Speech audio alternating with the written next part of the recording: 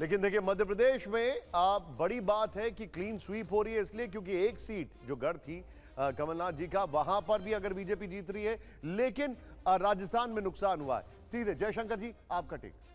राजस्थान का लगभग सही आकलन लग रहा है। हम लोगों का भी आकलन था कि 7-8 सीटें लूज कर सकती है भारतीय जनता पार्टी, और मध्य प्रदेश का लेकिन विश्वास नहीं हो रहा है। लेकिन जिस तरह से विधानसभा के चुनाव में भारतीय जनता पार्टी ने परफॉर्म किया था वहाँ पे, उसको देखते हुए ये बहुत आश्चर्यजनक नहीं लग रहा है। लग रहा है कि काफ़ी हो सकता है इस तरह का, क्योंकि मध्य प्रदेश उनका सबसे मजबूत वेस्टर्न रहा है, अभी भी रहा है। और बस इतना ही था कि जैसा लग रहा था कि नकुल नाथ शायद अपनी सीट बचा ले जाएं, या दिग्विजय सिंह राजगढ़ को जीत लें, या 2-3 सीटें ग्वालियर भिंड मुरैना के इलाके में थी जहां बताया जा रहा था कि काफ़ी क्लोज फाइट है और भाजपा की हालत उतनी अच्छी नहीं है। लेकिन जो एग्जिट पोल्स के रुझान बता रहे हैं वो लगभग उसी तरह से हैं जैसे विधानसभा के चुनाव हुए थे, उसी तर्ज पे हैं।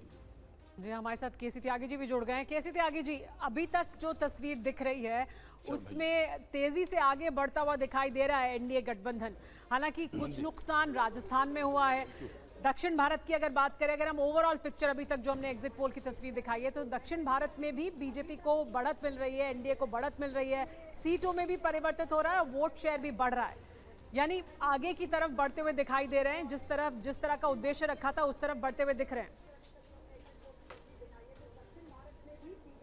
देखिए, लोकसभा चुनाव के 2019 के जिस तरह का पैटर्न था, कमोबेश वही पैटर्न इस बार होने की संभावना इसलिए है कि कांग्रेस रूल्ड या कांग्रेस की प्रेजेंस वाले जो प्रदेश हैं वहाँ पर जब बीजेपी वर्सेस कांग्रेस होता है तो मेजॉरिटी ऑफ द सीट जो है वो बीजेपी जीतती है।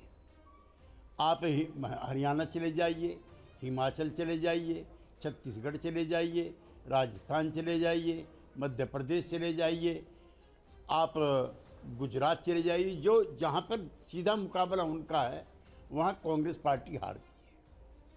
और जहाँ क्षेत्रीय दलों का जो पॉलिटिक्स ऑफ सब नेशनलिज्म है, उपराष्ट्रवाद की जो पार्टियाँ हैं, उनके साथ जब गठबंधन होता है तब वो फायदे में रहते हैं, चाहे उत्तर प्रदेश हो, चाहे मराठा नेता शरद पवार हो, चाहे डीएमके प्लस हो, वगैरह वगैरह वगैरह। जी तो जो रिजल्ट में देख रहा हूँ ये पिछले चुनाव की तर्ज पे ही है, 1-2 कम ज़्यादा लगा ली।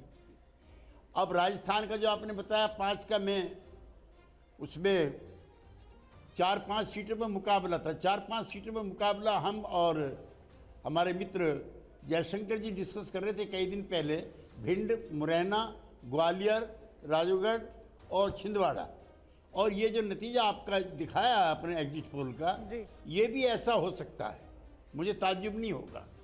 लेकिन बिहार में क्या तस्वीर आप देख रहे हैं? पार्टी को सब बिहार में क्या तस्वीर आप देख रहे हैं? क्योंकि उसका आंकड़ा भी हमने नहीं दिखाया है, लेकिन आप अपना आकलन बता दीजिए, फिर हम वो आंकड़ा भी दिखाएंगे।